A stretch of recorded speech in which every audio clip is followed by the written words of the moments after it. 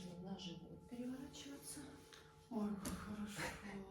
Прям не хочется двигаться. И не надо. Ой.